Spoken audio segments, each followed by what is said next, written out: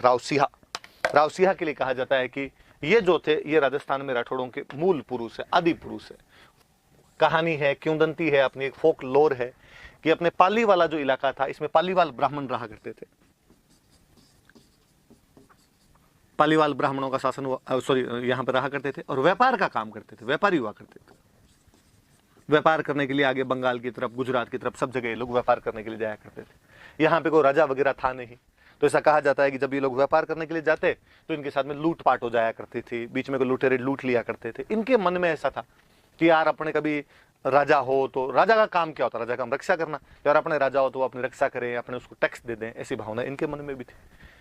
ऐसी कहानी है कि उस समय कन्नौज में एक राजा हुआ करते थे, सेतराम जी। ये सेतराम जी कन्नौज के राजा हुआ करते थे और सेतराम जी के बारे में कहा जाता है कि सेतराम जी के 100 बेटे थे। सिया सेतराम जी का बेटा था और बाकायदा अपने दो ही बोलते, 49 सियो बड़ो सिया बड़ा 50, कि 49 से सिया बड़ा था, सिया से बड़े 50 और थे। मतलब सिया से बड़े 50 थे तो मतलब सिया कौन से नंबर पे आ गया, 51वें नंबर पे तो सिया ही आ गया। और ऐसी कहानी है कि जब सिया पैदा हुआ था, तो अब तो क्या होता है, बच्चा पैदा होता है, हाथों हाथ अपने टाइम देखते हैं भाई 6:15 पे, हाथों हाथ टाइम नोट कर लेते हैं, पंडित जी दिखाते हैं, पंडित जी लो बनाओ भाई जन्म पत्री बनाओ, बच्चे की कुंडली बनाओ, कैसा रहेगा आगे, और पंडित जी जन्म पत्री बता देते हैं कि राजी हो गए इस बच्चे की। पहले अब ऐसा था नहीं टाइम एग्जैक्टली कैसे क्या पता लगाया जाए, तो पहले कहते हैं कि भाई सूरज की रोशनी, चांद की रोशनी जहां पर हुआ करती थी, जहां पर छाया बनती थी, वहां पर लाइनें वगैरह खींच लिया करते थे और वो लाइनें वगैरह पंडित जी को दिखाते थे। पंडित जी उसके आधार पर बताते भाई सूर्य की रोशनी यहाँ पे थी तो इसका मतलब टाइम ये चल रहा होगा, और उसके अनुसार ग्रह नक्षत्र क्या होंगे वो बताया करते थे। कहते हैं जब सिया पैदा हुआ तो जो दाई तो समझ गए, नर्स जो डिलीवरी करवाने वाली महिला होती है, वो जो थी, और बच्चा पैदा हुआ उसको कहा हुआ था तू लाइन खींच देना, वो बेचारी लाइन खींचना भूल गई। वो 10 मिनट बाद में लाइन तो खींची और वो भाग के गई, उसने लाइन खींची। उसने कहा राजा क्या पता कब खींची कब नहीं खींची। राजा आया, पंडित जी को लेके आया, पूछा कि साहब लाइन देख के बताओ, और कहते हैं भाई पल पल में भागे तो बदल जाते हैं। और पंडित जी ने लाइन देखी, पंडित जी ने कहा भाई बहुत गलत बात हो गई है। तो क्या हुआ, इस बच्चे का मुंह यदि बाप ने देख लिया तो बाप मर जाएगा। राजा ने कहा तो अपने मुंह देखना कौन सा जरूरी है, फेंक दो इसको, मार दो इस बच्चे को। जल्लाद बुलाए, जल्लादों का जंगल में ले जाओ, मार दो इस बच्चे। जल्लाद उस बच्चे को जंगल में लेके गए और कहते हैं कि वहां पर उन जल्लादों को लगा कि यार कितने जल्लाद है अपने, लेकिन यूं आज एक दिन के बच्चे को तो कैसे मारा जाए। और कहते हैं उन्होंने उस बच्चे को मारा नहीं, और एक कोई शेर की गुफा थी उसके अंदर फेंक के आ गए। वाह, जंगली जानवर अपने आप ही खा जाएगा, अपने पे तो पाप नहीं लिया जाए सीधा सीधा। कहानी का रोमांच ये कि गुफा के अंदर केव जो थी उसमें शेरनी थी, और शेरनी ने उसी दिन अपने बच्चों को जन्म दिया था, सोई हुई थी। वो बच्चा भी लुढ़कता लुढ़कता उसके पास जाकर गिर गया। शेरनी जब जागी तो उसको लगा ये भी मेरा ही बच्चा होगा, और शेरनी ने उसको पालना शुरू कर दिया। डार्विन वाला अनुकूलन का सिद्धांत है, व्यक्ति जैसे माहौल में रहता है वैसा वैसा हो जाता है।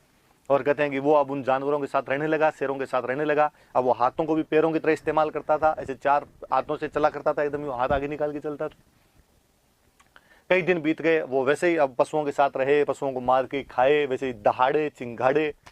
कहते अपने वाले पालीवाल ब्राह्मण एक बार व्यापार करने के लिए कहीं जा रहे थे, वो उस कन्नौज के पास से जंगलों से निकले और उन्होंने एक चीज देखी कि 5 शेर आपस में लड़ रहे हैं, और उन 500 में एक शेर आदमी, और वो बाकायदा हाथों को पैरों की तरह इस्तेमाल करता हुआ वैसे चल रहा है, और वो बाकी 4 शेरों को भगा रहा है, बाकी 4 शेरों को मार रहा है। वहां पे वो जीत रहा है उसके अंदर, पर वो दहाड़ रहा है, चिंगाड़ रहा है, उनकी तरह बर्ताव कर रहा है। उनको लगा यार ये क्या है।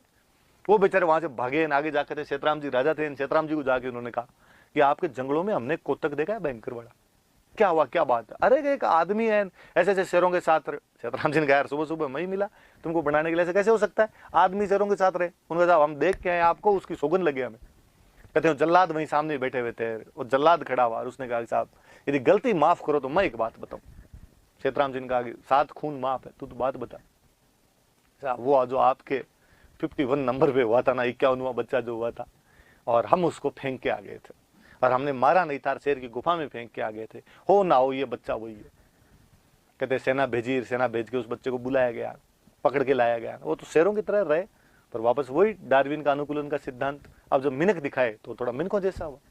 तो यार आदमी ऐसे होता है, कपड़े वपड़े पहने क्या जिंदाबाद तरीके से घूमता रहता है, तो बोलना सिखाया, उसके बाल वाल काटे, को खुरपे से दांत वांत सही किए, उसको मिनकों के बीच में बिठाया। वो ब्राह्मण तो आगे चले गए व्यापार करने के लिए। थोड़े दिनों बाद ब्राह्मण लौट के, और उन्होंने कहा कि साहब हम वो एक आदमी बता गए थे, अब क्या हुआ उसका। और राजा ने कहा थैंक यू यार, मेरे बेटे से मिलवा दिया मेरे को, ये बेटा कहा आजकल वैसे नहीं रहता है। नहीं आजकल एकदम सही है। अभी तक भी कई बार तो कच्चा मांस खा जाता है, पर फिर भी आजकल इसको रोस्टेड खाना सिखाई दिया, आजकल थोड़ा ढंग से मिनखों की तरह रहने लग गया है। राजा ने कहा यार मेरे लायक कोई सेवा हो तो बताओ तुम। उनका साहब हमारे वहां पे उस एरिया में कोई राजा नहीं है, यदि आप अपना कोई बंदा भेज दो तो हमारे वहां पे सेवा करे, हमारे वहां पे रहे तो थोड़ा ठीक रहे। राजा ने कहा ठीक है, तो मेरे तो खूब सारे बेटे, किसी को ले जाओ। पाली वालों ने कहा किसी को नहीं साहब, ये बड़ा दो हमें तो कहते हैं राव सिंहा, वहां से राव तो उपाधि हुआ, टाइटल हुआ करता था, उस शेरों के साथ सिंहों के साथ रहा था, इसलिए उसका नाम सिंहा पड़ा। सिंहा वहां से आया पालीवाल ब्राह्मणों के साथ और बताओ कौन कौन से इलाके हैं भाई, तुम्हारे क्या क्या करना है। इस एरिया के अंदर आता है, पालीवाल ब्राह्मणों को मुक्ति दिलवाता है, जो लुटेरे थे उनसे मुक्ति दिलवाता है, यहाँ पर अपना शासन स्थापित करता है। तो राठौड़ों में सबसे पहला आदमी को शासन स्थापित करने के लिए आया था, तो वो कौन थे? राव सिंहा सबसे पहले आए थे यहाँ पे, जो मारवाड़ के राठौड़ उनका। हालांकि अपने को यहाँ पे मैंने दिन पहले ही बताया था आपको, 997 का एक धवल नाम के राजा का अस्थि कुंडी का अभिलेख मिलता है, उसमें राठौड़ों का वर्णन है, पर वो कौन थे, कब आए, कहाँ चले गए, उनकी ज्यादा जानकारियां नहीं है। बाद की जो पीढ़ियां मिलती है मारवाड़ के राठौड़ों की, उनकी यदि वंशावली कहीं से शुरू होती है तो वो कहाँ से शुरू होती है? सिंहा के साथ में शुरू होती है। तो सिंहा राजस्थान में राठौड़ों का प्रथम पुरुष था, उनका फाउंडर था, उनका आदि पुरुष था, उनका सबसे फर्स्ट एंसेस्टर वही हुआ था यहाँ पे आने वाला, कि उसी के नाम से आगे वंशावली पूरी की पूरी शुरू की जाती है। अब फिर कहते हैं कि भाई सिंहा आ गया तो राजा होगा, तो राजा की कोई ना कोई राजधानी होगी, तो उसकी राजधानी थी खेड़। अपने बाड़मेर में एक जगह पड़ती है खेड़ को उसने अपनी राजधानी बनाया था, और यहीं पर एक बार वो आक्रमणकारियों के खिलाफ लड़ता हुआ शहीद हुआ था, लड़ते लड़ते शहीद हुआ था। पाली में एक गांव पड़ता है बिट्ठू, उसकी छतरी बनी हुई है।